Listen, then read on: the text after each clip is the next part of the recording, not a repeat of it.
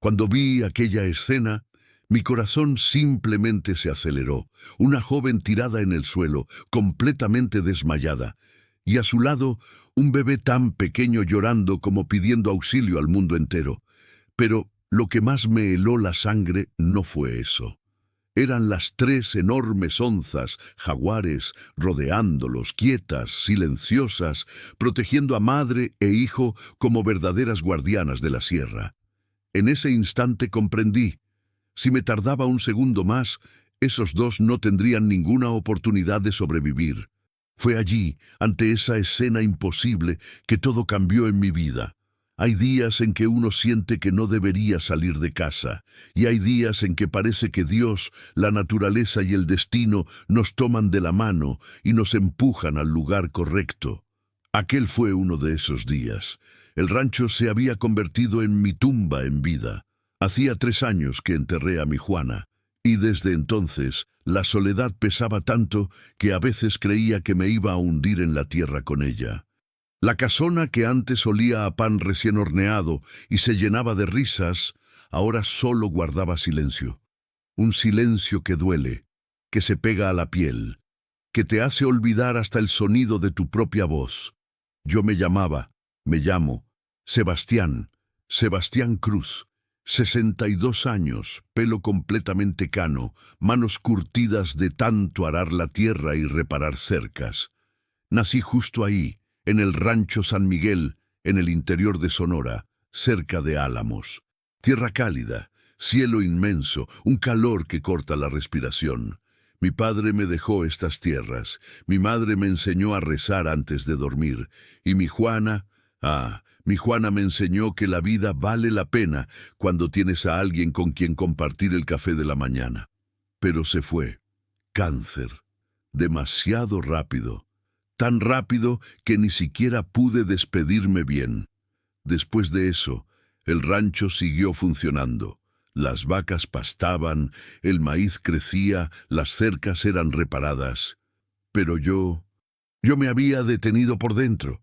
Vivía en automático, me levantaba antes de que saliera el sol, desayunaba solo, trabajaba hasta que el cuerpo me dolía y por la noche me sentaba en el porche mirando la nada hasta que el sueño llegaba. Ya no tenía parientes cerca. Mis hermanos se habían ido a la ciudad grande hacía décadas. Mi único sobrino, Claudio, desapareció del mapa después de meterse en problemas con la familia. Decían que se había casado, que se había convertido en otra persona. Pero yo no sabía nada. Nos habíamos distanciado, y yo, en el fondo, me había distanciado de todos. Aquella tarde de septiembre comenzó igual que todas las demás. Sol blanco quemando el monte, el olor a tierra seca mezclado con pasto, la chicharra cantando sin parar. Había pasado el día arreglando un bebedero roto en el borde del potrero, lejos de la casa principal. Trabajo duro, pero que mantenía la mente ocupada. Y eso era lo que necesitaba, ocupar la mente para no pensar, no recordar, no sentir. Cuando terminé, ya eran casi las 5 de la tarde. El sol comenzaba a bajar, pintando el cielo de naranja y rosa. Monté en El Regreso, mi caballo Bayo, fiel como pocos. Siempre tomábamos el mismo camino, por la carretera principal, bordeando el Ojo de Agua, pasando por el Portón Viejo. Pero aquel día algo cambió. Cuando llegué a la bifurcación, El Regreso se detuvo. Movió la cabeza. Bufó. Le di una palmada en el cuello. Anda, viejo, por el camino de siempre. Pero él no se movió. Giró la cabeza hacia el otro lado, hacia el atajo, ese sendero estrecho, lleno de piedras, que cruzaba por dentro de la maleza y que yo nunca usaba. Era más peligroso, más lento, y pasaba por una parte del rancho que yo evitaba, porque era allí donde Juana y yo solíamos ir juntos, en los primeros años de casados. No, Regreso, vayamos por el camino correcto. Pero el caballo bufó de nuevo. Dio 2 pasos hacia el atajo, y luego se detuvo, como esperando mi decisión. Respiré hondo. Sentí un nudo en el pecho, algo extraño. No era miedo, no era cansancio, era... no sé, era como si alguien hubiera jalado un hilo invisible dentro de mí y me hubiera dado un tirón. «Está bien», murmuré. «Tú decides». Y lo dejé seguir. El atajo era demasiado silencioso. Solo el sonido de los cascos golpeando las piedras sueltas. Solo el viento ligero moviendo las hojas. La luz del sol se filtraba en finos rayos entre los árboles, dándole a todo un tono dorado, casi irreal. El olor era diferente allí. Tierra húmeda, incluso con la sequía. Olor a monte, a vida escondida. Iba despacio, medio perdido en mis pensamientos, cuando el regreso se detuvo de nuevo. Esta vez se paralizó de verdad. Las orejas se pusieron rígidas. Todo su cuerpo se tensó. Y luego comenzó a temblar. No era de cansancio. Era de miedo. «¿Qué pasa, viejo?», susurré, acariciándole el cuello. Fue entonces cuando lo escuché. Un gruñido, grave, profundo. Vibraba en el aire. No era perro, no era jabalí, no era nada que conociera bien. Era una onza, jaguar. Mi corazón se disparó, la sangre se me heló en las venas. El jaguar era raro por allí, pero existía. Y cuando aparecía no era broma. Bajé despacio del caballo, tomé el machete que llevaba en la cintura, no es que sirviera de mucho contra una fiera de esas, y até a él regreso a un árbol. «Quédate quieto», le pedí. «Vuelvo enseguida». Él bufó suavemente como diciendo, «No vayas». Pero fui. Cada paso parecía resonar en el silencio. Mi cuerpo entero en alerta, el sudor escurriendo por la espalda. La respiración corta, el gruñido había cesado, pero yo sabía que la onza estaba cerca. Lo sentía. Doblé una curva en el sendero. Y entonces vi. Y mi mundo se detuvo. Una joven, caída de bruces en el suelo, brazos abiertos, ropa rasgada, sucia de tierra y sangre seca, cabello negro enredado cubriendo parte de su rostro, piel quemada por el sol, boca entreabierta, inmóvil, y a su lado, envuelto en un trapo sucio, un bebé, minúsculo, llorando tan débilmente que más parecía un maullido de gato, los bracitos delgados moviéndose despacio como si se estuviera rindiendo. Pero no fue eso lo que me dejó paralizado, era lo que estaba a su alrededor.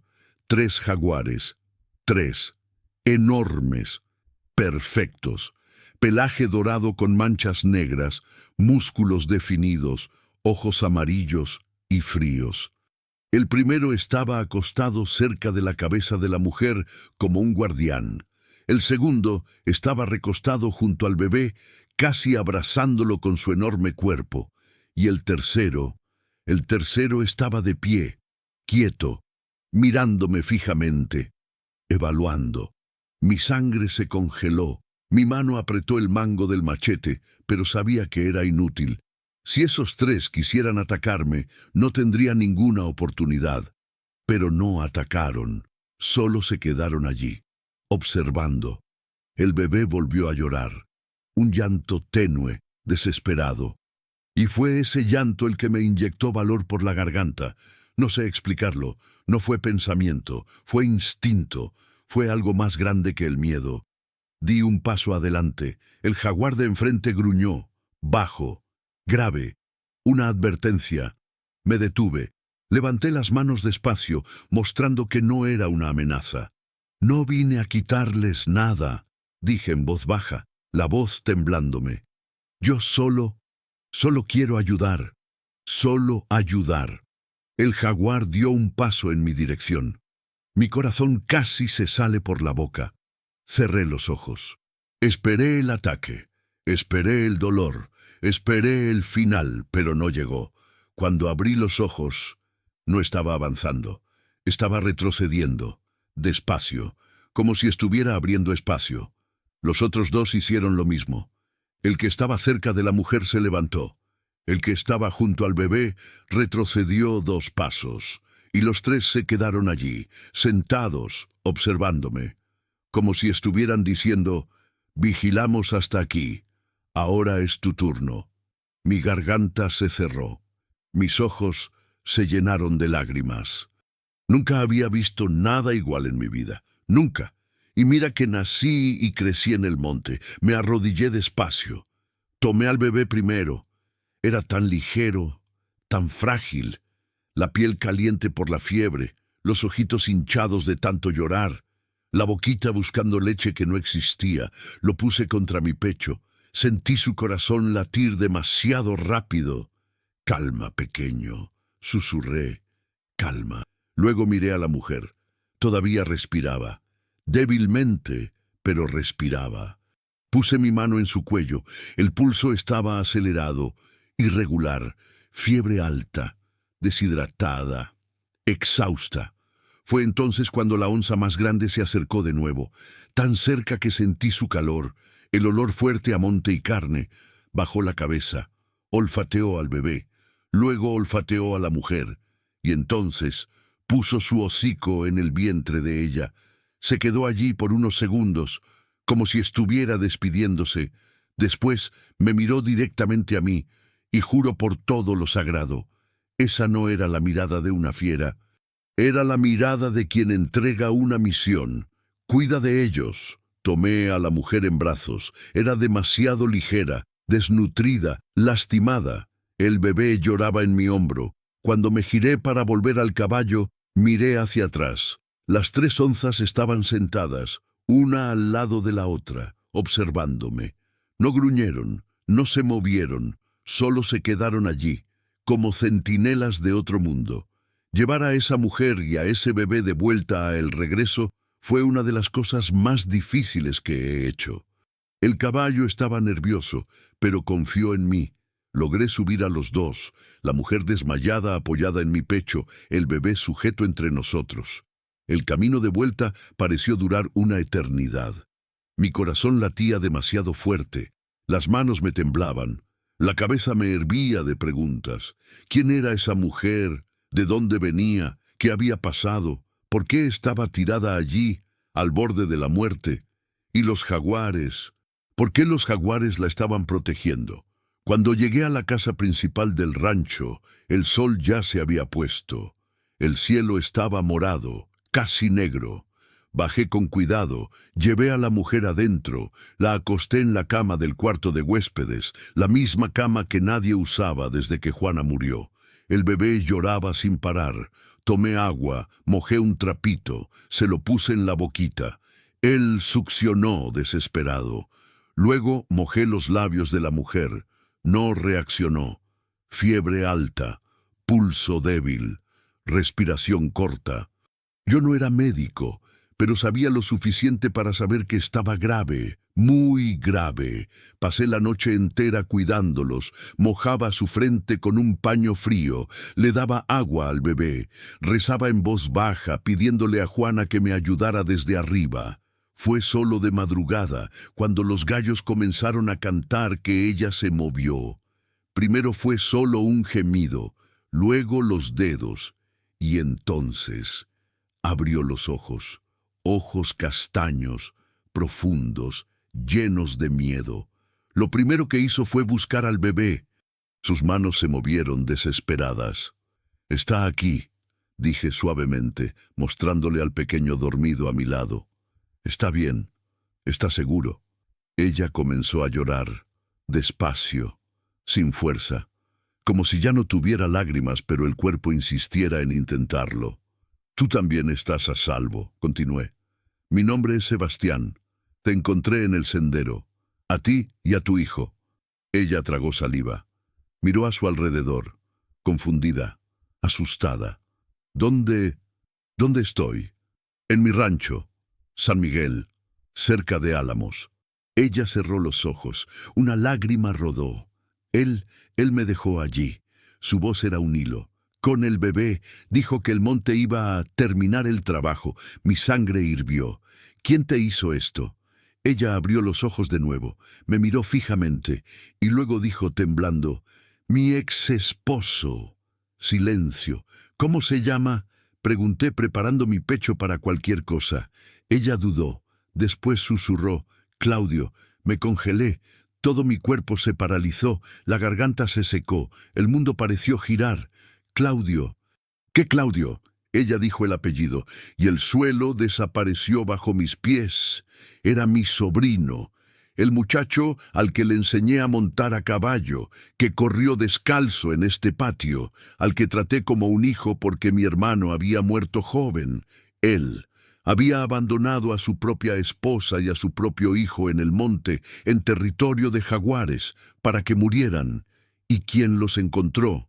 Yo, el tío que no lo veía hacía años, que ni siquiera sabía que se había casado, que ni siquiera sabía que se había convertido en esto. Retrocedí un paso, la mano en el rostro, la respiración corta. La mujer notó mi reacción. ¿Usted lo conoce?», preguntó con miedo en la voz. Tragué saliva. Tragué el orgullo, la vergüenza, el dolor. «Lo conozco», respondí. «Es mi sobrino».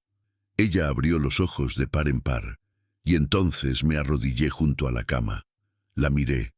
Miré al bebé dormido, y hablé con una firmeza que no sabía que aún tenía. «Pero ahora tú y tu hijo son mi responsabilidad. Él no va a tocarlos nunca más. Lo prometo». Ella comenzó a llorar de nuevo, y yo también.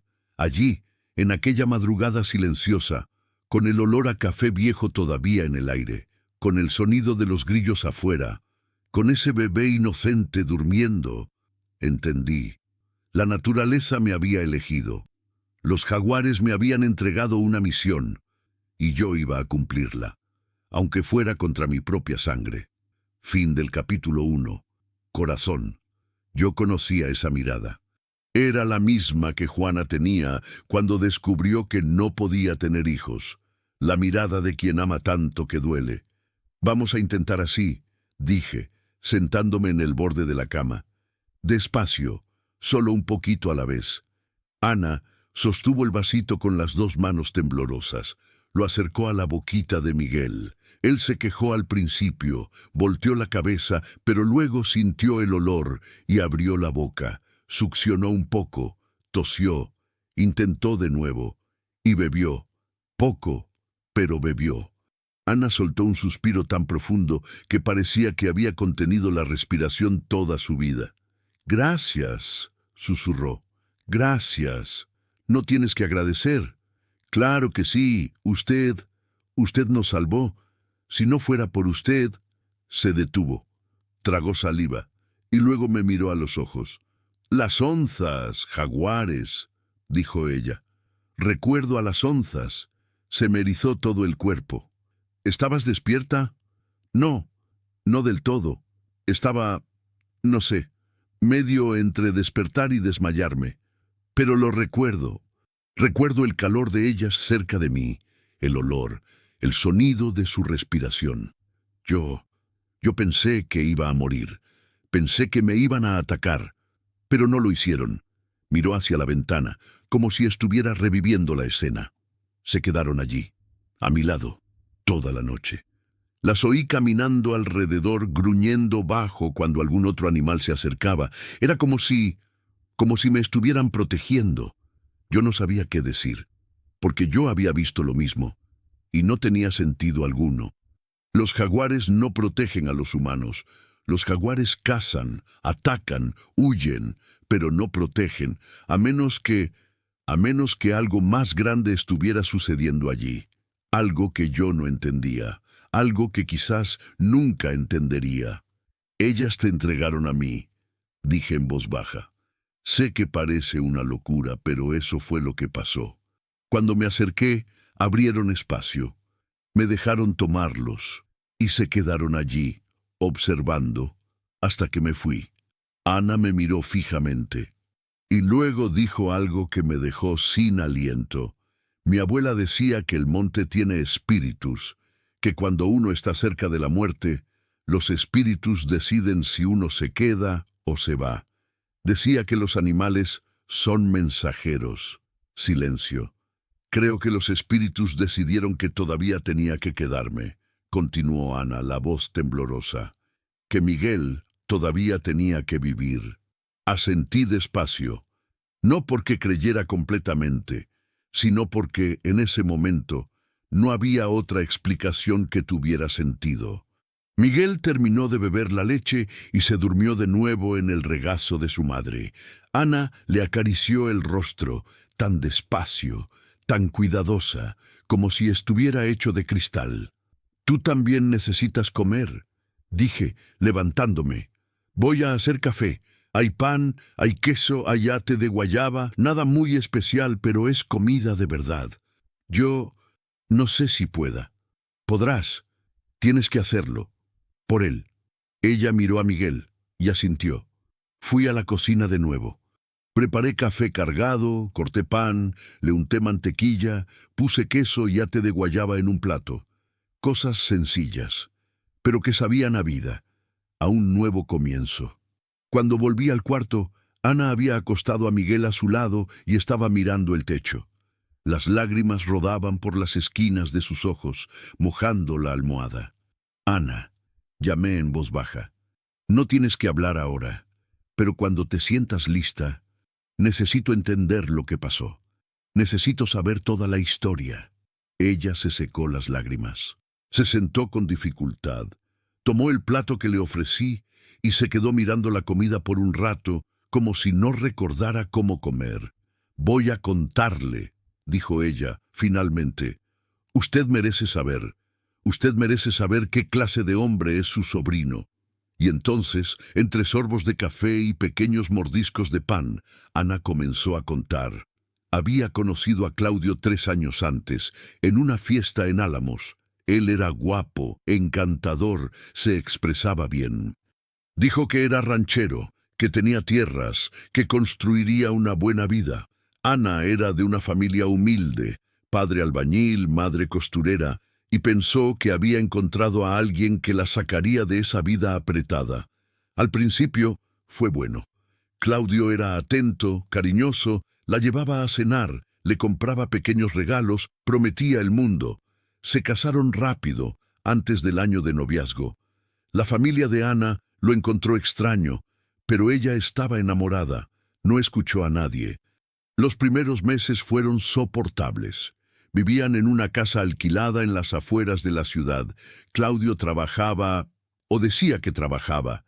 Desaparecía todo el día, volvía tarde, siempre con excusas. Decía que estaba negociando tierras, que pronto compraría un rancho, pero el dinero nunca aparecía y su comportamiento empezó a cambiar. Primero fueron las groserías, luego los gritos, después las amenazas. Ana descubrió que él bebía mucho, y cuando bebía se convertía en otra persona.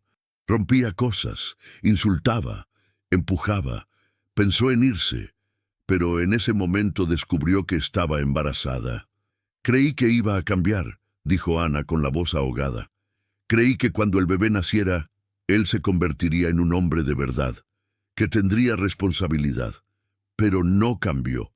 Empeoró. Claudio comenzó a desaparecer por días.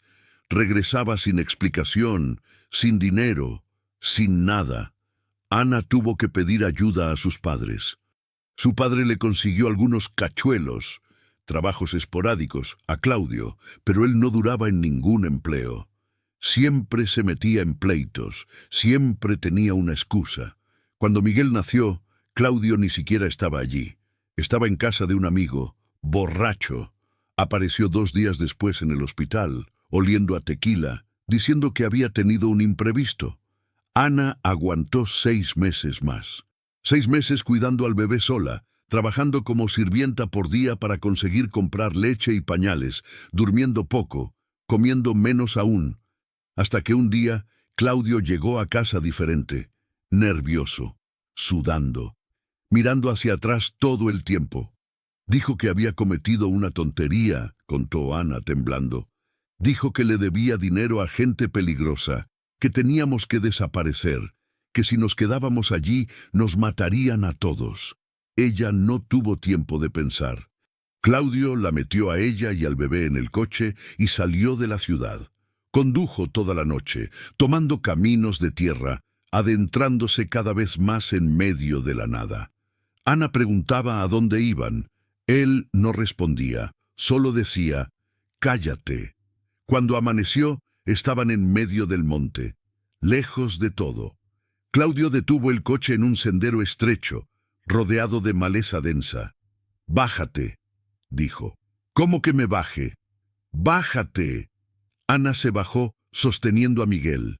Tenía miedo, pero creía que solo quería darle un susto, que se arrepentiría, pero Claudio tomó su bolso, lo arrojó al suelo y dijo, «Tú y este niño son un lastre que ya no aguanto. Yo no pedí ser padre, no pedí tener esta vida. Quiero desaparecer, y ustedes solo estorban». Ana sintió que el mundo se le venía encima. Tú no puedes hacer esto. Es tu hijo». «No lo es. Nunca lo fue. Yo nunca quise esto». Y luego se subió al coche. Ana corrió detrás, gritando, implorando, golpeando la ventanilla. Pero él aceleró, levantó polvo y desapareció. La dejó allí, en medio de la nada, sin comida, sin agua, sin nada, con un bebé de 6 meses en brazos.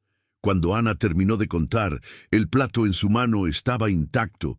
Lloraba tanto que sus hombros temblaban. Miguel despertó con el ruido y comenzó a llorar también. Yo no dije nada. No tenía palabras, solo tenía rabia.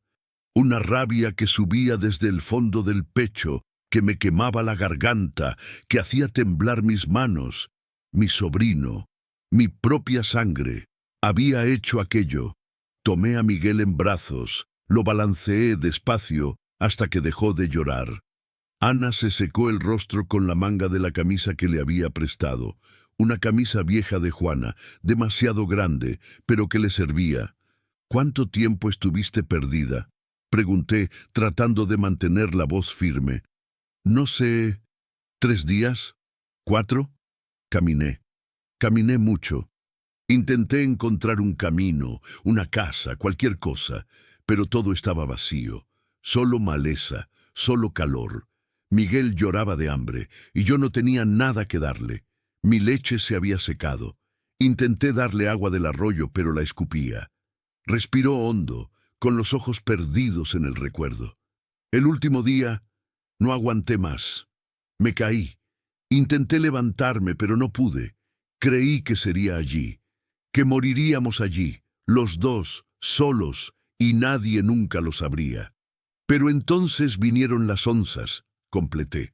Fue de noche, las escuché llegar, oí los pasos, el gruñido. Pensé que era el fin, cerré los ojos y recé. Le pedí a Dios que nos llevara rápido, sin dolor.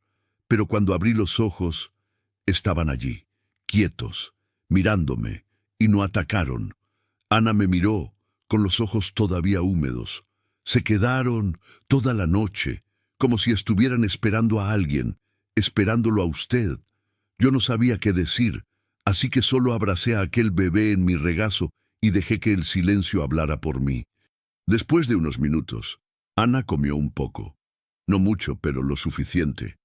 Y luego se durmió de nuevo, exhausta. Acosté a Miguel a su lado, puse una manta sobre los dos y salí de la casa. Afuera, el sol ya estaba alto. El calor apretaba. Las chicharras cantaban sin parar. Fui al porche. Me senté en el viejo banco de madera donde Juana y yo solíamos pasar las tardes de domingo. Y dejé que la rabia viniera. Lloré. Lloré por primera vez desde el entierro de Juana. Lloré por esa mujer y ese bebé que casi mueren.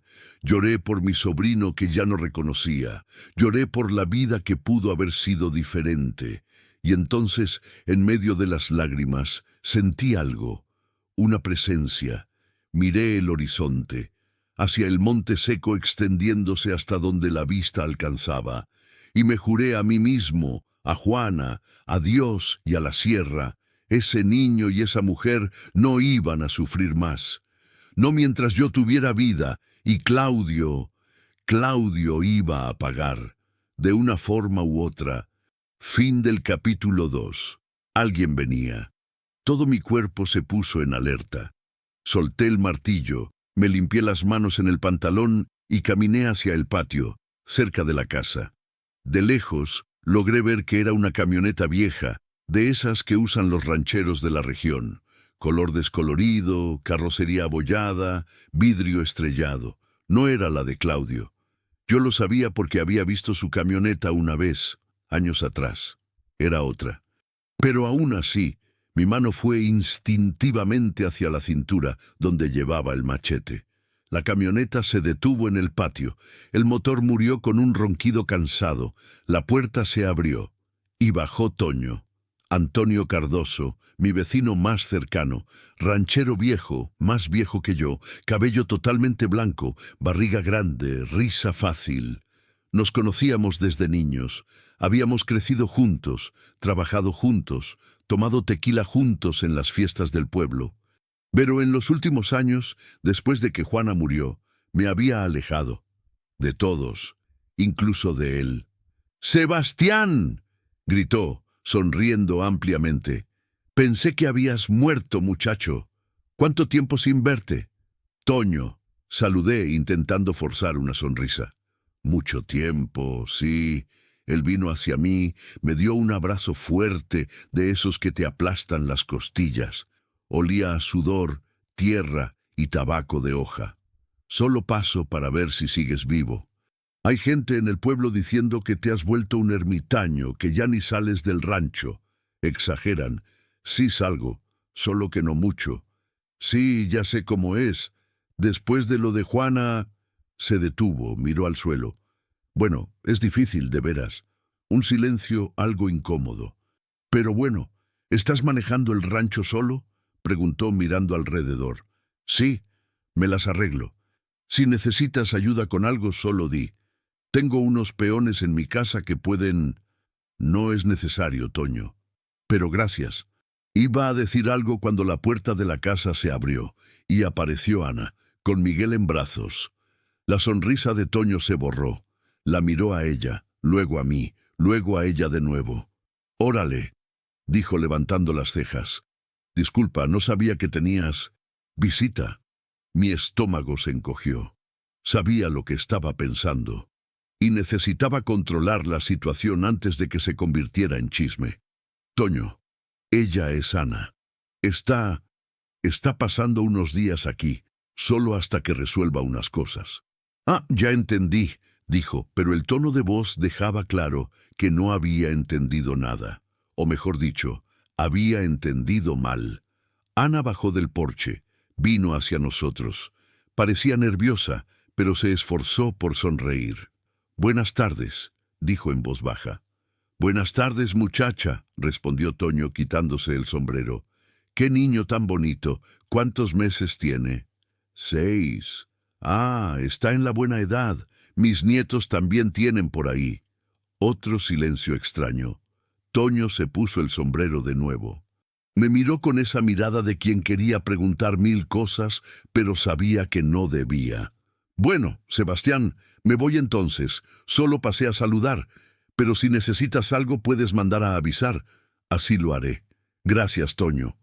Él asintió a Ana, volvió a la camioneta, subió y se fue. La nube de polvo volvió a levantarse en el camino. Cuando el ruido del motor desapareció, Ana me miró preocupada. «Él pensó mal, ¿verdad?» «Sí, lo hizo». «¿Y ahora?» «Ahora nada. Toño es buena gente. No van a andar esparciendo nada. Y aunque lo haga no importa. Lo que importa es que ustedes estén seguros aquí». Pero en el fondo yo sabía que la visita de Toño cambiaba las cosas. Porque ahora alguien sabía que Ana y Miguel estaban allí. Y si alguien lo sabía, Claudio podía enterarse también.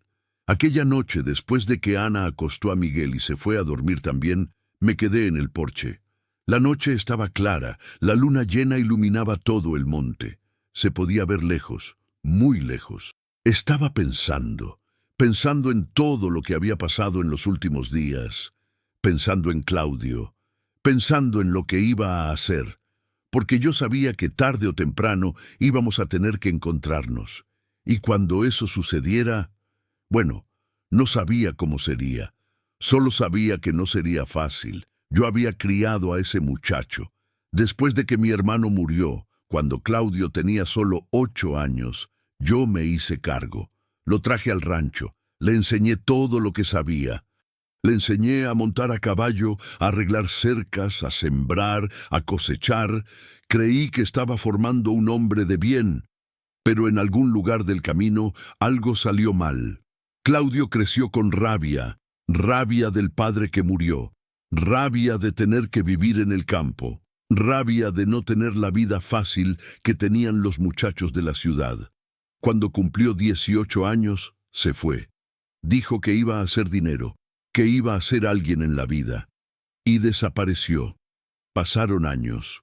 Recibía noticias de él de vez en cuando, que estaba viviendo en Hermosillo, que estaba trabajando no sé en qué, que había conseguido novia, pero nunca regresó, nunca llamó, nunca dio la cara, hasta que desapareció por completo, y ahora descubría que se había convertido en esto, un hombre capaz de abandonar a su propia esposa y a su propio hijo para que murieran, un hombre sin corazón, sin alma. ¿Cómo es que alguien se convierte en eso? Yo no tenía respuesta, solo tenía rabia y tristeza y vergüenza, porque en el fondo me sentía responsable. Sentía que le había fallado, que no le había enseñado bien, que no le había mostrado lo que era ser un hombre de verdad. Pero ahora no servía de nada pensar en eso. Lo que estaba hecho, y lo que podía hacer ahora era cuidar de quienes lo necesitaban, de Ana, de Miguel, y esperar el día en que Claudio apareciera, porque yo sabía que iba a aparecer, tarde o temprano, y cuando ese día llegara, yo estaría listo. Me quedé allí en el porche hasta la madrugada, escuchando a los grillos, sintiendo el viento fresco, mirando las estrellas y rezando para que Juana me diera fuerza, para que Dios me diera sabiduría, para que el monte me diera protección, porque yo sabía que lo peor aún estaba por venir. Al día siguiente me levanté temprano como siempre, pero esta vez, cuando fui a la cocina, Ana ya estaba allí. Había prendido la estufa, hervido la leche para Miguel, preparado café. «Buenos días», dijo con una sonrisa tímida. «Pensé que podía ayudar, hacer algo para compensar todo lo que ha hecho por nosotros». «No tienes que compensar nada, Ana». «Lo sé, pero quiero. No puedo quedarme quieta sin hacer nada. No es mi forma de ser». La miré. La forma en que revolvía la olla con cuidado, la forma en que sostenía la cuchara de madera, la forma en que sonreía aún cargando tanto peso sobre sus hombros. Y pensé, esta mujer es fuerte, más fuerte de lo que imagina. «Está bien», dije. «Si quieres ayudar puedes hacerlo con confianza, pero sin exagerar, ¿eh? Todavía te estás recuperando». «Estoy bien, de verdad». Desayunamos juntos. Ella comió mejor esta vez, 2 rebanadas de pan, queso, ate de guayaba. Miguel tomó su leche en el vasito y volvió a dormirse. Después del café, fui a trabajar. Tenía una bomba de agua que necesitaba reparación, el ganado necesitaba sal, y el huerto, que había abandonado por completo en los últimos meses, necesitaba cuidado urgente. Ana se quedó en la casa. Dijo que iba a lavar ropa, arreglar los cuartos, darle una limpieza general. Yo dije que no era necesario, pero ella insistió. Trabajé toda la mañana bajo el sol. Cuando regresé para el almuerzo, la casa estaba diferente. Olía a jabón. Las ventanas estaban abiertas, dejando entrar el viento. La ropa estaba en el tendedero. La cocina estaba organizada. Y Ana estaba cantando, bajito, casi en un susurro, mientras arrullaba a Miguel en su regazo. Una canción que yo no conocía, pero que tenía un tono suave, calmado. Me detuve en la puerta de la cocina, solo observando, y por primera vez en 3 años sentí algo que pensé que nunca volvería a sentir: paz. Aquella casa había vuelto a ser un hogar. Y yo, sin darme cuenta, había vuelto a ser humano. Pero la paz duró poco, porque aquella misma tarde, cuando el sol comenzaba a bajar, yo estaba en el corral cuando escuché a Miguel llorar. No era un llanto común, era un llanto de dolor. Un llanto desesperado. Solté todo y corrí a la casa. Ana estaba en la sala sosteniendo al niño, el rostro pálido de susto. «¿Qué pasó?», pregunté jadeando. «Tiene fiebre», dijo ella con la voz temblorosa. «Fiebre alta. Y no para de llorar». Me acerqué. Toqué la frente de Miguel. Estaba hirviendo. Su rostro estaba rojo, sus ojos hinchados. «¿Desde cuándo?». «Empezó hace poco. De la nada. Estaba bien. Estaba durmiendo. Y de repente se despertó llorando y con el cuerpo caliente». Mi corazón se aceleró. Un bebé con fiebre alta era algo serio, muy serio. Necesitamos llevarlo a un médico, ahora. Pero la ciudad está lejos. Lo sé, pero no hay alternativa. Tendremos que ir. Ana asintió, con los ojos llenos de lágrimas. Ella tomó una manta, envolvió a Miguel y salimos corriendo. Yo tenía una camioneta vieja en el garaje. No la usaba mucho, pero funcionaba. Puse a Ana y a Miguel adentro, encendí el motor, que tardó unos segundos en arrancar, y salí disparado por el camino de tierra.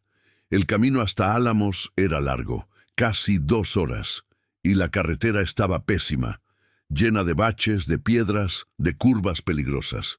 Miguel lloraba sin parar. Ana intentaba calmarlo, pero no servía de nada. La fiebre no bajaba, él temblaba, sudaba, gemía suavemente.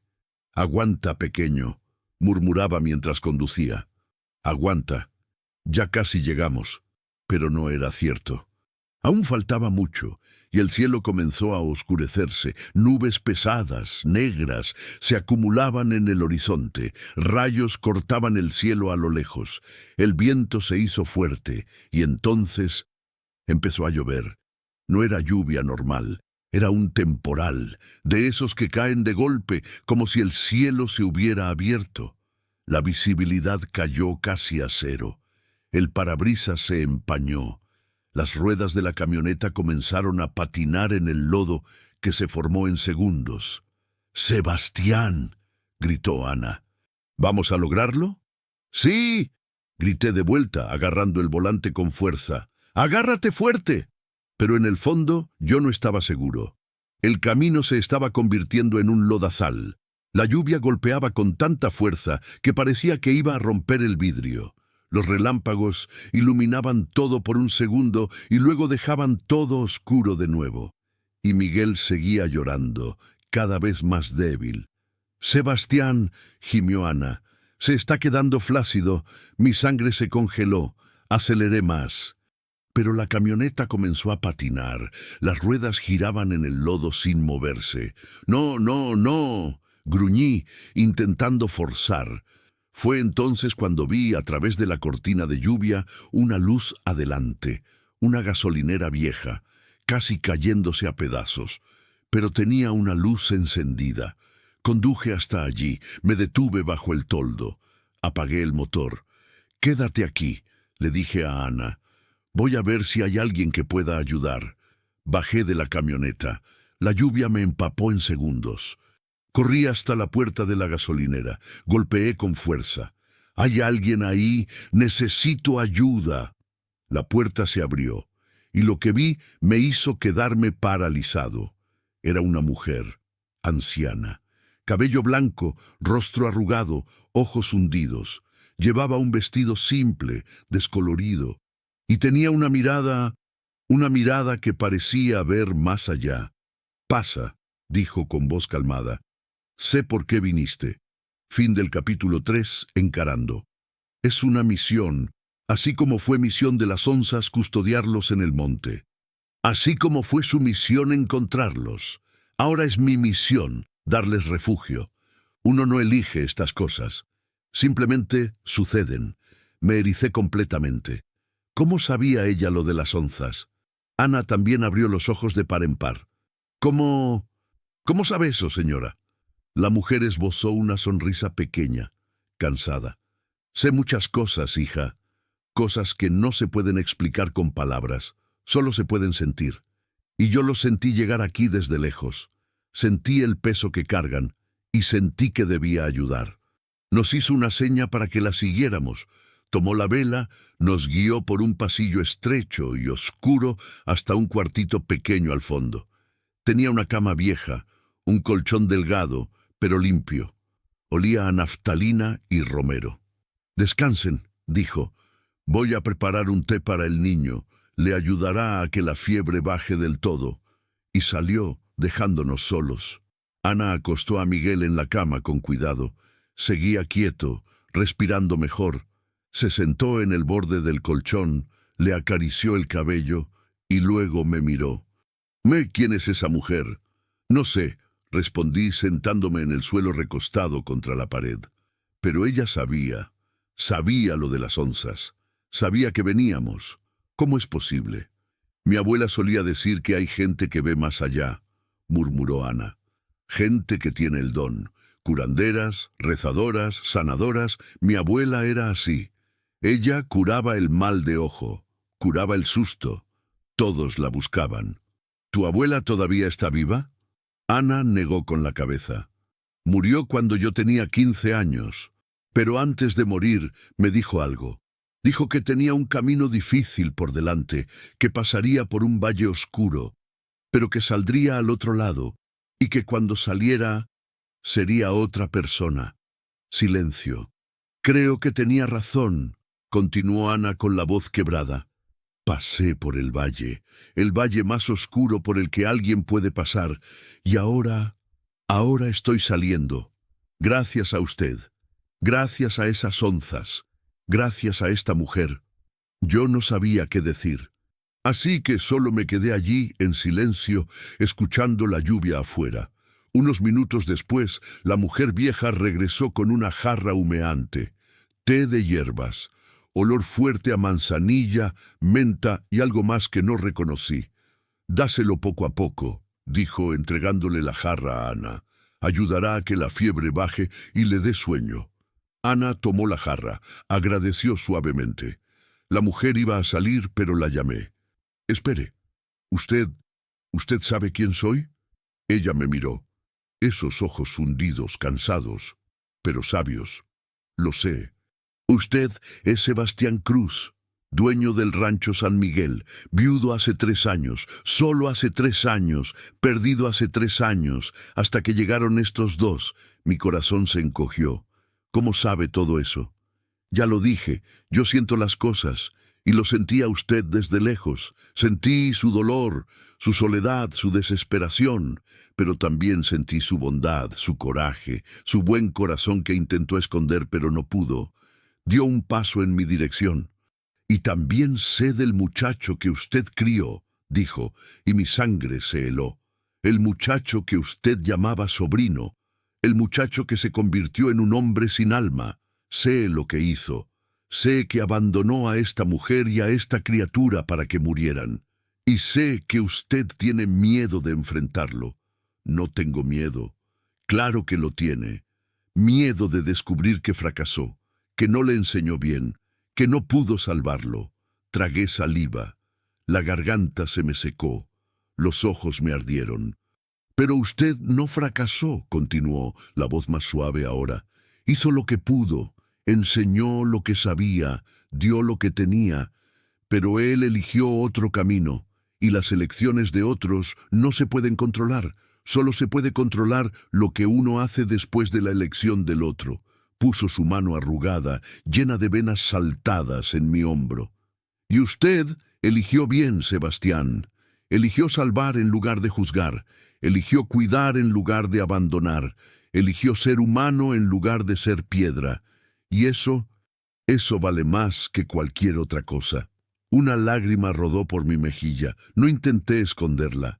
La mujer apretó mi hombro una vez más y salió, dejándonos solos de nuevo. Pasamos la noche en ese cuartito. La lluvia no paró. El viento siguió fuerte. Pero allí dentro estábamos seguros, protegidos. Ana le dio el té a Miguel poco a poco, como la mujer había indicado. Gradualmente, la fiebre fue bajando. Su respiración se fue calmando.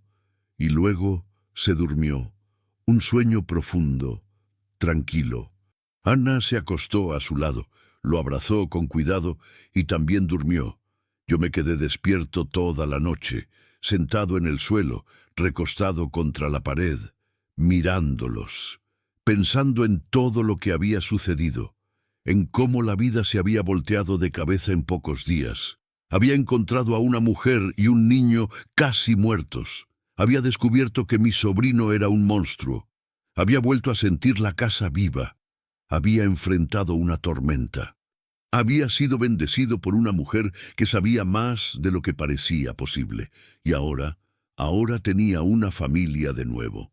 No de sangre, sino por elección. Y eso, de alguna manera, valía más. Cuando amaneció, la lluvia había parado. El cielo estaba limpio, azul, brillante. Los pájaros cantaban afuera. El olor a tierra mojada entraba por la ventana. La mujer vieja apareció en la puerta del cuarto con una charola. Café, pan, mantequilla, queso. «Buenos días», dijo. «Coman. Lo necesitan». Comimos en silencio. Miguel despertó mejor, sin fiebre, los ojitos más vivos. Incluso sonrió cuando Ana le hizo una mueca. Después del café, nos preparamos para irnos. Yo quise pagarle algo a la mujer, pero se negó. «No quiero dinero», dijo firme. «Solo quiero que estén bien, que se cuiden el uno al otro y que recuerden, el amor sana más que cualquier medicina». A la hora de salir, Ana la abrazó, fuerte, llena de gratitud. «Gracias», susurró Ana. «Gracias por todo. Vaya con Dios, hija. Y no temas a lo que viene. Eres más fuerte de lo que crees». Cuando ya estábamos en la camioneta, la mujer me llamó. «Sebastián», me volví hacia ella. «El muchacho va a regresar», dijo, y mi estómago se encogió. «Va a regresar porque no puede vivir con el peso de lo que hizo. Y cuando regrese, usted tendrá que tomar una decisión, perdonar o condenar.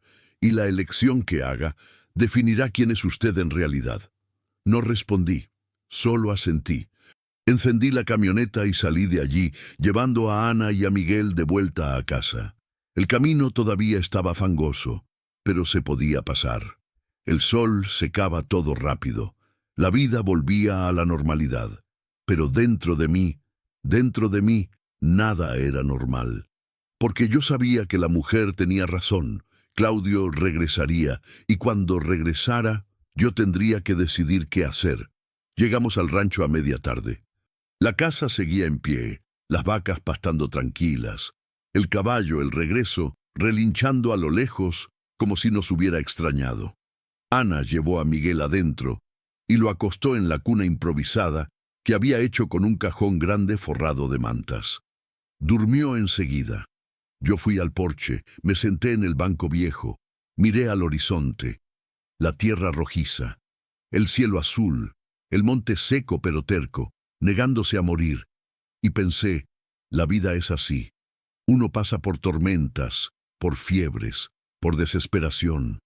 Pero si uno aguanta, si uno no se rinde, siempre se encuentra el amanecer al otro lado. Me quedé allí hasta que el sol comenzó a bajar, pintándolo todo de naranja y rosa. Fue entonces cuando oí la voz de Ana llamándome. «Sebastián, venga a ver algo». Me levanté y entré a la casa. Ana estaba en el cuarto señalando hacia la ventana. «Mire allí», susurró. Miré, y mi corazón casi se detuvo. En medio del potrero, cerca de la cerca, quietas como estatuas, 3 onzas, jaguares. Las mismas 3 de antes.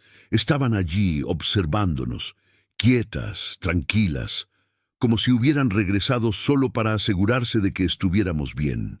«Regresaron», murmuró Ana, la voz llena de emoción. «Regresaron», repetí.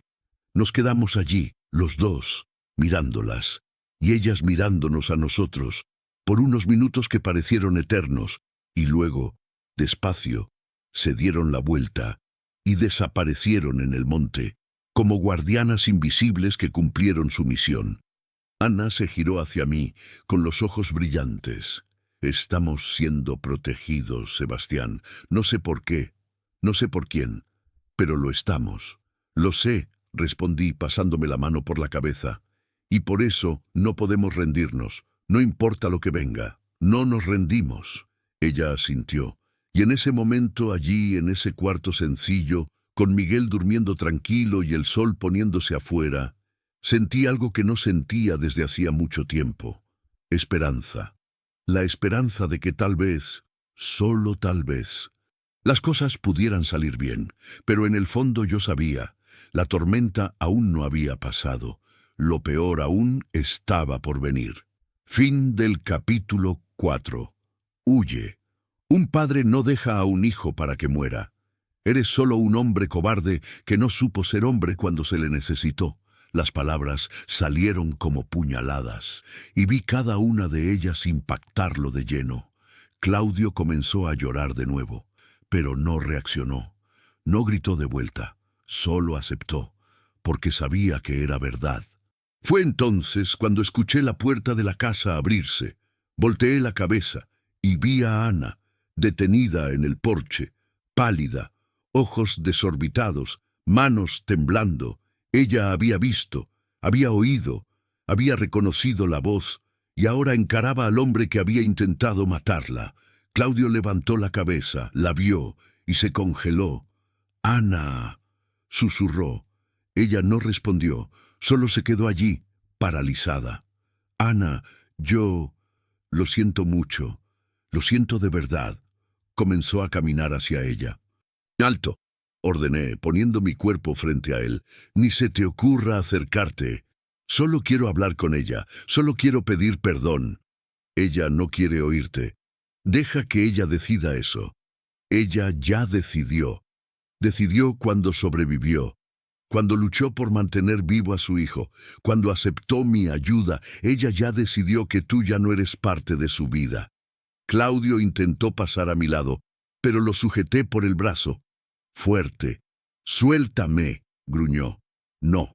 No quiero hablar con ella. Y yo ya dije que no harás tal cosa». Intentó empujarme. Lo sostuve firme. Nos quedamos allí, cuerpo a cuerpo, mirándonos a los ojos. Y por primera vez en años sentí ganas de golpearlo, ganas de hacerlo doler, ganas de... «Basta». La voz de Ana cortó el aire. Ambos la miramos. Había bajado del porche. Venía caminando despacio en nuestra dirección, el rostro aún pálido, pero la postura firme, los ojos fijos en Claudio. «Ana, no tienes por qué», comencé a decir. «Quiero hablar con él», me interrumpió. «¿Estás segura?». Ella asintió, respiró hondo y se detuvo a unos 3 metros de distancia de Claudio. «Habla», dijo, la voz temblorosa pero firme. «Di lo que viniste a decir». Claudio tragó saliva, se secó las lágrimas y entonces comenzó. Yo no tengo excusa para lo que hice. No la tengo. Fue la peor cosa que alguien puede hacer. Lo sé, y voy a cargar con eso el resto de mi vida. Pero lo juro que no estaba pensando con claridad. Tenía miedo, estaba desesperado, estaba... «Borracho», completó Ana. Él bajó la cabeza. «Sí, estaba borracho. Y drogado también. Estuve consumiendo cocaína durante meses. Debía dinero a traficantes. Me estaban buscando. Me iban a matar. Y yo entré en pánico. Creí que si desaparecía, si los dejaba lejos, tú y Miguel estarían a salvo. Que no irían tras ustedes, solo tras mí. Pero no desapareciste», dijo Ana, la voz más dura ahora. «Me dejaste para que muriera, y dejaste a tu hijo también».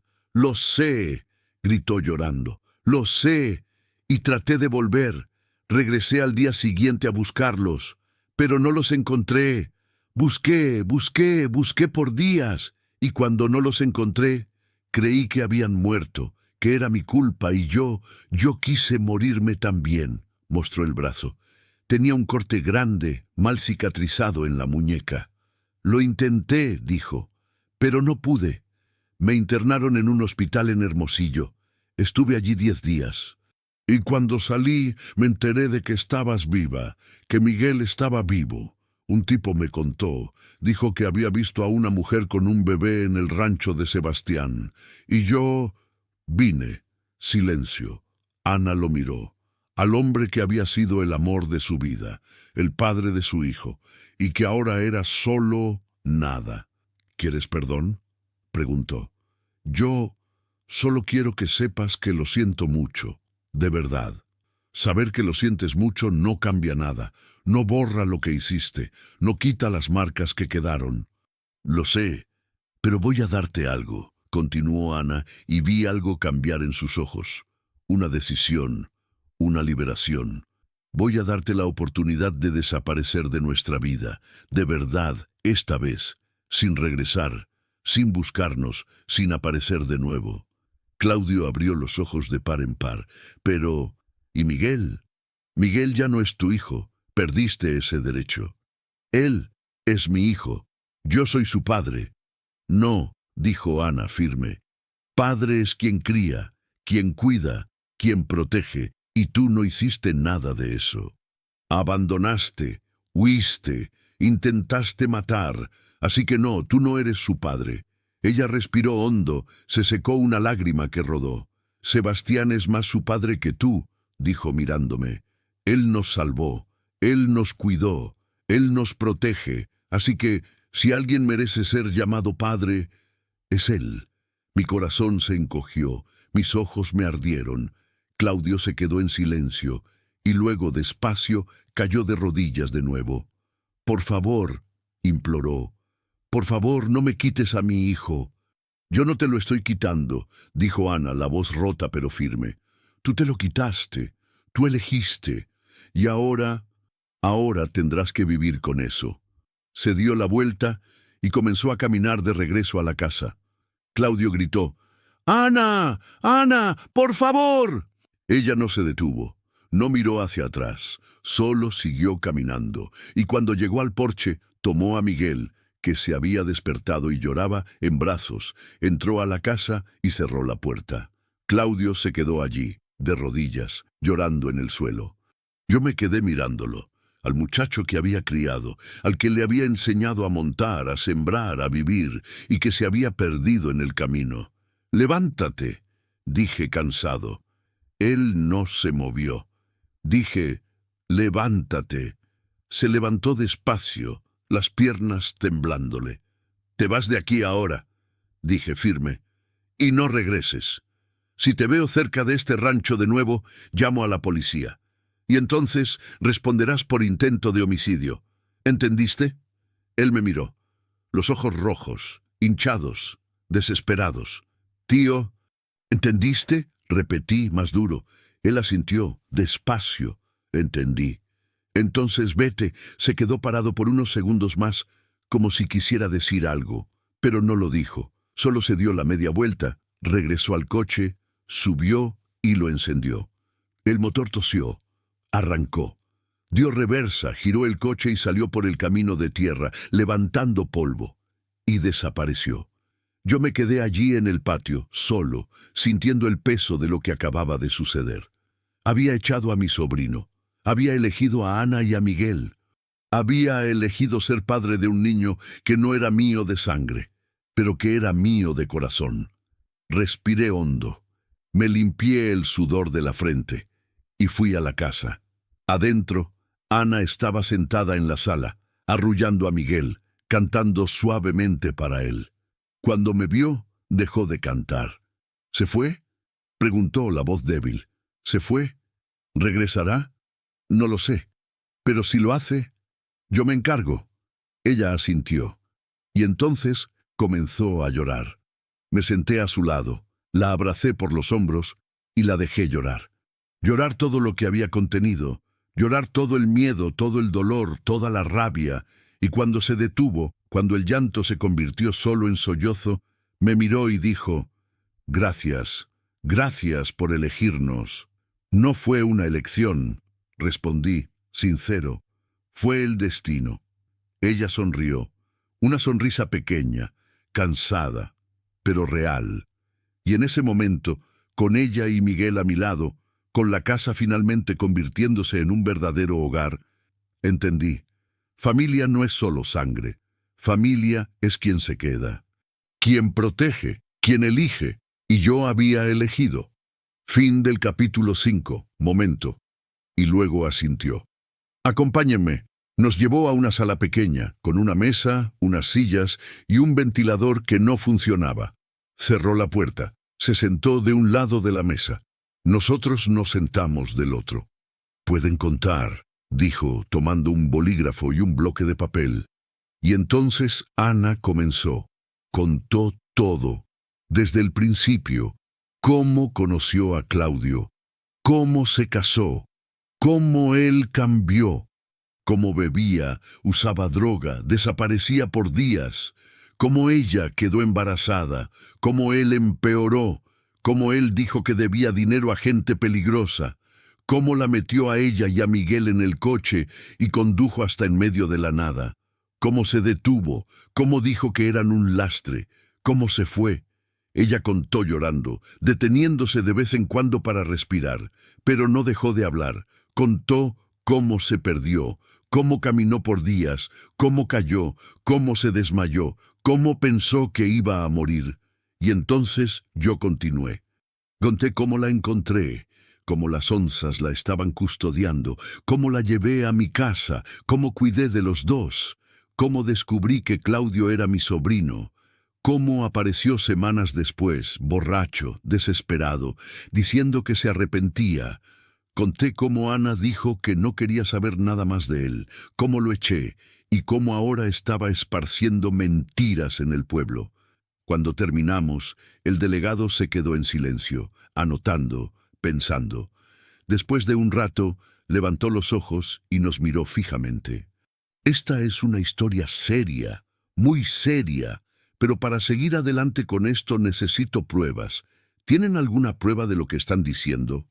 Ana me miró. Yo miré al delegado. «¿Qué tipo de prueba?» «Testigos, documentos, algo que compruebe que ella fue abandonada, que él intentó matarla a ella y a la criatura». «No hay testigos», dijo Ana con la voz débil. «Solo estábamos él y yo en medio de la nada». «¿Y comunicaron esto antes? ¿Hicieron algún tipo de denuncia?» «No. Yo estaba tratando de sobrevivir. No estaba pensando en denunciar». El delegado suspiró, se quitó los lentes, se pasó la mano por el rostro. «Miren, les creo, de verdad, pero sin pruebas va a ser difícil, muy difícil. La palabra de ustedes contra la de él. Y él es el padre biológico de la criatura. Eso pesa mucho en el tribunal». «¿Entonces está diciendo que no va a hacer nada?», pregunté, sintiendo la rabia subir. «No es eso. Voy a registrar la denuncia, voy a abrir una investigación. Pero tienen que entender que esto puede demorar, y que el resultado puede no ser el que ustedes esperan».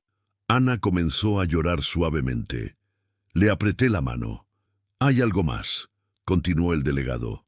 «Si él pide la custodia de la criatura, y si el juez considera que tiene derecho, tendrán que entregarla». «Nunca», dijo Ana, levantando la cabeza, los ojos rojos pero firmes. «Yo jamás le entregaré a mi hijo. Nunca. Entiendo su dolor, señora, pero la ley es la ley. Y el padre biológico tiene derechos, incluso cuando el padre intentó matar al hijo. Si logran probar eso, ahí cambia todo. Pero sin pruebas, es complicado». Silencio. «¿Qué hacemos entonces?», pregunté, cansado. «Pongan la denuncia, registren todo y recen por lo mejor. Mientras tanto, cuídense. No le den motivos para que los use en su contra. No hagan nada que pueda ser interpretado como secuestro o algo así». «¿Secuestro? Yo la salvé». «Lo sé, pero ante la ley, a veces lo que parece correcto puede ser interpretado de otra forma. Así que tengan cuidado». Salimos de la comisaría 1 hora después, con la denuncia registrada pero sin esperanza alguna. Ana estaba destrozada. Yo estaba furioso. Y Miguel solo dormía tranquilo, ajeno a todo. En el camino de vuelta al rancho, ninguno de nosotros dijo nada. Solo el ruido del motor viejo de la camioneta y el viento golpeando la ventanilla. Cuando llegamos a casa, ya era media tarde. El sol estaba caliente, el monte seco, las chicharras cantando. Ana llevó a Miguel adentro. Yo me quedé en el patio mirando al horizonte. Y pensé, la justicia de los hombres es defectuosa. Siempre lo ha sido. Siempre lo será. Pero la justicia de Dios es otra cosa. Y yo iba a confiar en ella, porque no tenía nada más en qué confiar. Aquella noche, después de que todos durmieron, salí al porche de nuevo. Me senté en el banco viejo, miré el cielo estrellado y recé.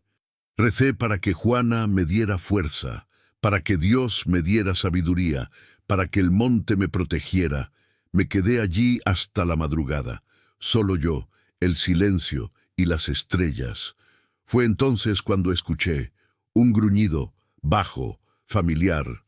Me levanté despacio, miré hacia el potrero, y allí estaban, las 3 onzas, de nuevo, detenidas en el borde del monte, observándonos, como guardianas invisibles que nunca se habían ido. Y esta vez no tuve miedo, porque entendí. Estaban allí para recordar. No estábamos solos, nunca lo habíamos estado. La naturaleza nos cuidaba y seguiría cuidando hasta el final. Fin del capítulo 6 también, como si fuera mío. Ella comenzó a llorar de nuevo, pero esta vez era de felicidad. Nos abrazamos, fuerte, como si quisiéramos fundirnos en uno solo. Y en aquella noche, después de tanta lucha, tanto miedo, tanto dolor, finalmente encontramos paz. En los días siguientes, la policía buscó a Claudio, pero no lo encontró. Había desaparecido, de nuevo. Se llevó a los 3 hombres con él y se esfumó. El delegado dijo que emitiría una orden de arresto, que era cuestión de tiempo hasta que lo encontraran. Pero yo sabía la verdad. Claudio no iba a ser encontrado. Había huido, por su propio bien, porque si regresaba, ya no habría vuelta atrás. La vida en el rancho volvió a la normalidad, pero era una normalidad diferente ahora. Ana se había mudado al cuarto que era de Juana y mío. Dormía conmigo, despertaba conmigo, vivía conmigo. Miguel me llamaba papá cuando me veía, y eso era lo más bonito que había escuchado en mi vida. Nos habíamos convertido en una familia, de verdad, sin papeles, sin juez, sin nada oficial, pero real, más real que cualquier cosa. Y yo finalmente lo había entendido. Familia no es quien te engendra, es quien te elige, y a quien tú eliges de vuelta. Fin del capítulo 7. Capítulo 8. El amanecer, después de la tormenta. 6 meses habían pasado desde aquella noche. 6 meses que parecían 6 años. No por el peso, sino por la transformación, por el cambio profundo que había ocurrido en cada uno de nosotros. El rancho San Miguel ya no era aquel lugar de silencio y soledad. Ahora tenía vida. Tenía risa de niño. Olía a comida hecha con cariño. Había ropa pequeña secándose en el tendedero. Había juguetes esparcidos por la sala. Había amor. Miguel ya caminaba, tambaleándose, cayéndose de vez en cuando, pero caminaba. Y cada paso que daba era una victoria. Una prueba de que la vida había ganado, de que el niño que casi muere en medio del monte ahora corría por el patio, persiguiendo a las gallinas, riendo fuerte, libre. Ana había florecido, no había otra palabra. Había engordado un poco más, su rostro había adquirido ese color de quien toma el sol y vive bien. El cabello, que antes estaba sin vida, ahora brillaba. Los ojos, que antes estaban hundidos y asustados, ahora tenían luz. Ella sonreía, mucho. Y cuando sonreía, el mundo entero parecía más hermoso, y yo había vuelto a vivir. Ya no era aquel hombre amargado, perdido, atrapado en el pasado. Tenía un propósito de nuevo. Tenía una razón para levantarme temprano. Tenía a alguien a quien cuidar. Tenía a alguien que me esperaba al final del día con una sonrisa y un abrazo. Tenía a alguien que me llamaba papá, con esa vocecita aguda que derretía cualquier corazón. Nos habíamos casado, no oficialmente todavía, eso ocurriría pronto, pero en lo que importaba ya estábamos casados. Dormíamos juntos, despertábamos juntos, planeábamos el futuro juntos, y por primera vez en mucho tiempo creía que el futuro podía ser bueno. Claudio nunca más había aparecido. La policía había emitido la orden de arresto, lo habían buscado en Hermosillo, en Chihuahua, en varias ciudades del interior, pero nada. Se había esfumado, evaporado, como si nunca hubiera existido. Una parte de mí sentía alivio, otra parte sentía tristeza, porque en el fondo ese seguía siendo el muchacho que yo había criado, el muchacho que corría descalzo por ese mismo patio, el muchacho al que le enseñé a montar a caballo, a sembrar, a ser hombre. Pero él había elegido otro camino, y yo no podía salvar a quien no quería ser salvado. Ana nunca más habló de él. Era como si ese capítulo de su vida se hubiera cerrado, clausurado, tirado a la basura. Ella había seguido adelante. Y yo admiraba eso en ella. La fuerza, la capacidad de reconstruirse incluso después de haber sido destruida. Era una mañana de sábado, cielo azul sin una nube, sol todavía suave, cuando sucedió algo que lo cambió todo de nuevo. Yo estaba en el corral, revisando una vaca que estaba a punto de parir, cuando escuché el sonido de un coche llegando. De nuevo. Mi cuerpo se tensó por instinto. La mano fue al machete. Pero cuando vi quién era, me relajé. Era la camioneta de la curandera. Sí, la misma mujer anciana que nos había ayudado aquella noche de tormenta. La mujer que sabía de las cosas, que veía más allá. Ella bajó despacio, apoyándose en un bastón. Estaba más delgada, más encorvada, pero sus ojos seguían siendo los mismos, profundos, sabios. Doña... Comencé, pero ni siquiera sabía su nombre. Madalena, dijo sonriendo. Mi nombre es Madalena, pero pueden llamarme Mamá Madalena. Todos lo hacen.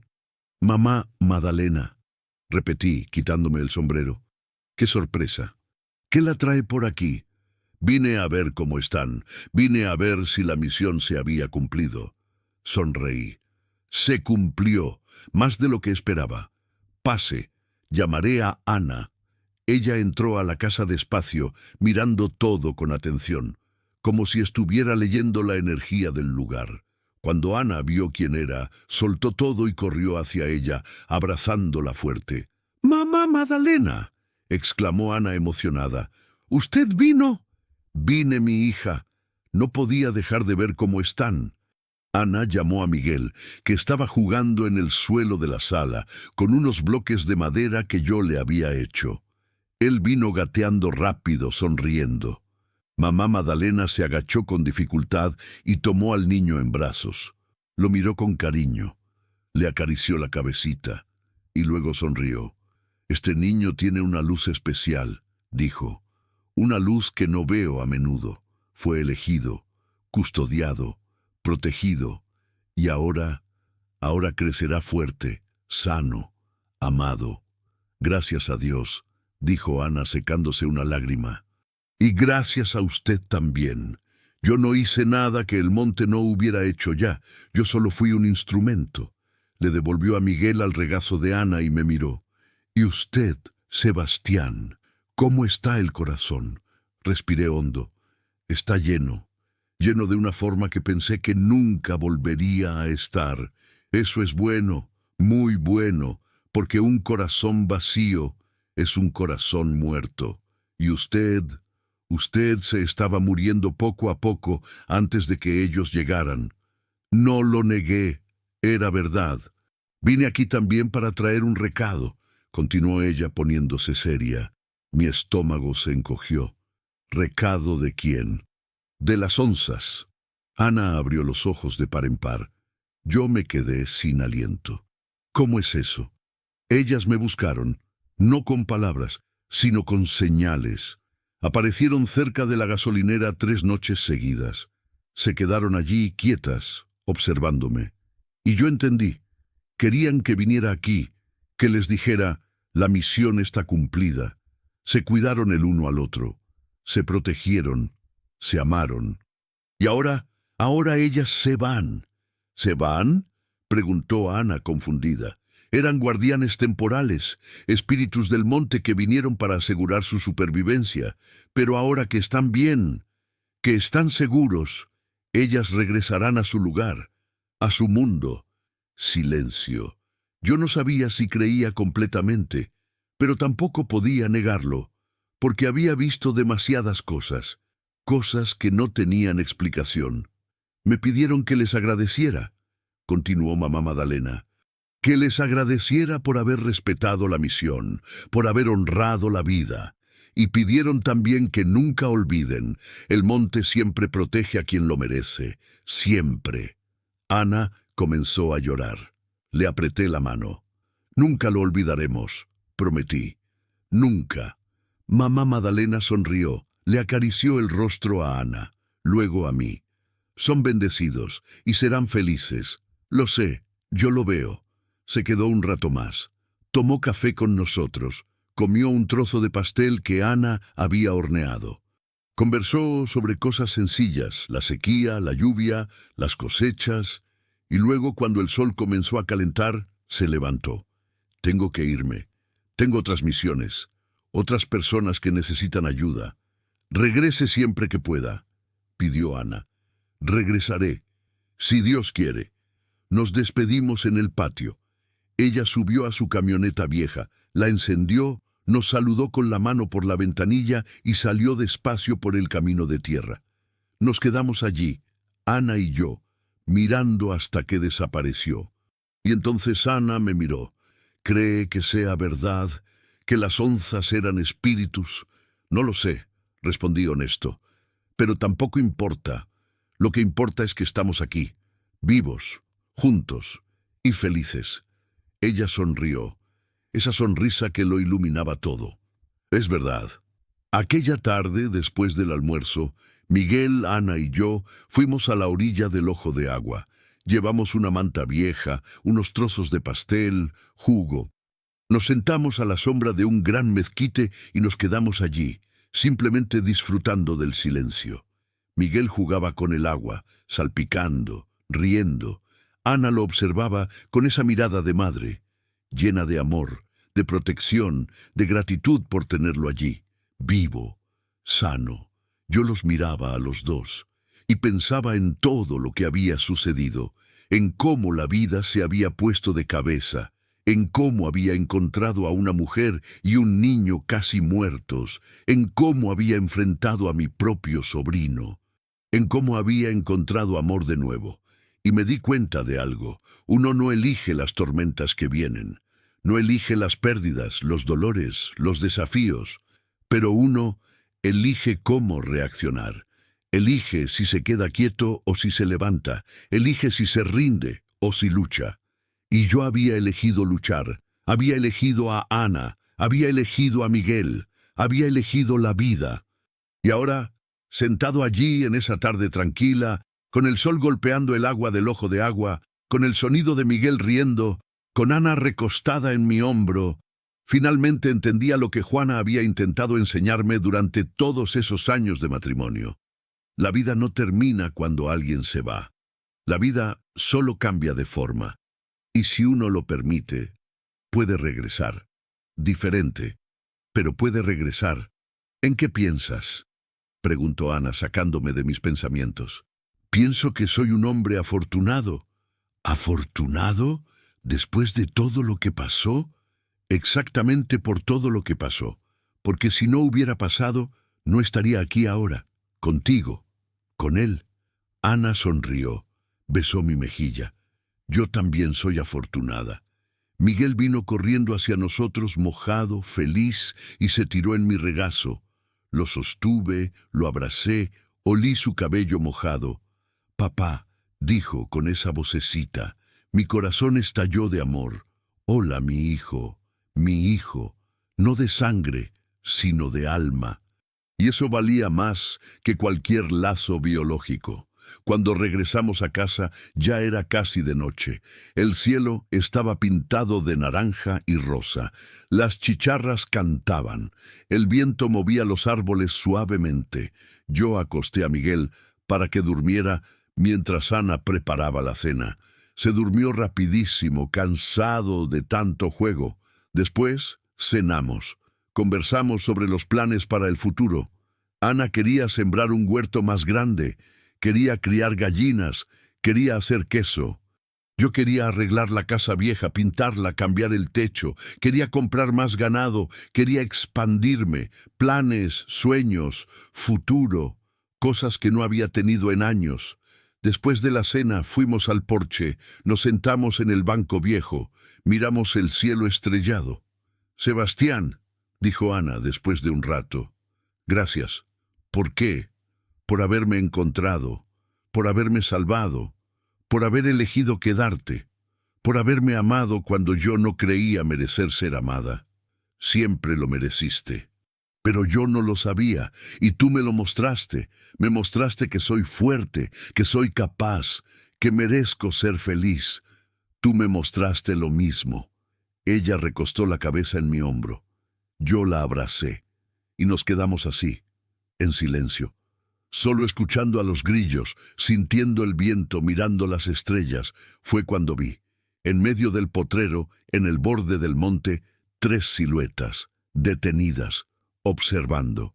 Las onzas, por última vez, se quedaron allí por unos segundos, como si hubieran venido a despedirse, como si quisieran asegurarse una última vez de que estábamos bien. Y luego, despacio, se dieron la vuelta y desaparecieron en la oscuridad del monte. Ana también las vio. Me apretó la mano. «Se fueron», susurró. «Se fueron», repetí. «Pero nunca lo olvidaremos. Nunca». Nos quedamos allí en el porche hasta tarde en la noche, conversando en voz baja, riendo de cosas sin importancia, planeando el mañana, y por primera vez en muchos años no sentí miedo del futuro.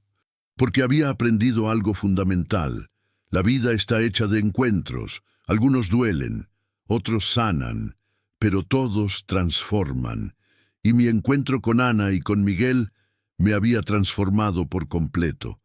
Me había sacado de la oscuridad.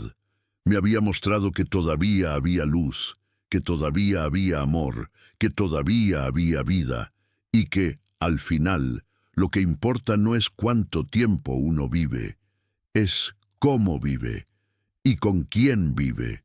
3 años después, el patio del rancho San Miguel estaba lleno. Había gente de todas partes, vecinos, amigos, conocidos del pueblo. Había música sonando en un radio viejo. Había carne asándose. Había niños corriendo por doquier. Era el cumpleaños de 4 años de Miguel. Y habíamos decidido hacer una fiesta. Nada muy grande, solo una celebración sencilla, con la gente que queríamos. Miguel corría por el patio con otros niños, riendo fuerte, feliz, libre. Había crecido tanto. Estaba fuerte, sano, listo. Hablaba sin parar. Preguntaba todo. Quería saber de todo. Y me llamaba papá, siempre, sin dudar, sin confusión. Yo era su padre, y él era mi hijo. Ana estaba embarazada de nuevo, 6 meses, la barriga ya grande, redonda, una niña. Íbamos a llamarla Juana, en honor a mi primera esposa, porque yo sabía que ella estaría feliz, que estaría orgullosa. La vida había dado una vuelta completa. Toño se acercó a mí, sosteniendo una cerveza, sonriendo. «Sebastián, carnal, estás irreconocible. Pareces otra persona». «Soy otra persona», respondí, sonriendo también. «Y para mejor, mucho mejor. Nunca te vi tan feliz. Es porque lo soy. Por primera vez en mucho tiempo, lo soy». Él me dio una palmada en el hombro. «Se lo merecen, carnal. Merecen toda la felicidad del mundo». Ana se acercó a nosotros, sosteniendo un trozo de pastel. Me lo ofreció. «Prueba, está delicioso». Probé, y realmente lo estaba. «Eres increíble», le dije. «Y tú eres exagerado», se rió ella. La fiesta continuó hasta la noche. Cuando todos se fueron, limpiamos todo, acostamos a Miguel para que durmiera. Cayó dormido antes de tocar la almohada, y nos sentamos en el porche. El cielo estaba estrellado, la luna llena, el monte silencioso. ¿Eres feliz?, preguntó Ana de repente. La miré. A su hermoso rostro, a sus ojos brillantes, a su gran barriga cargando a nuestra hija. Lo soy, respondí sin dudar. Más feliz de lo que jamás pensé que podría ser. Yo también. Ella recostó la cabeza en mi hombro. Yo la abracé. Y nos quedamos así, en silencio, solo sintiendo la vida, sintiendo el amor, sintiendo la paz. Y pensé, la tormenta pasó. La noche terminó. El sol nació de nuevo.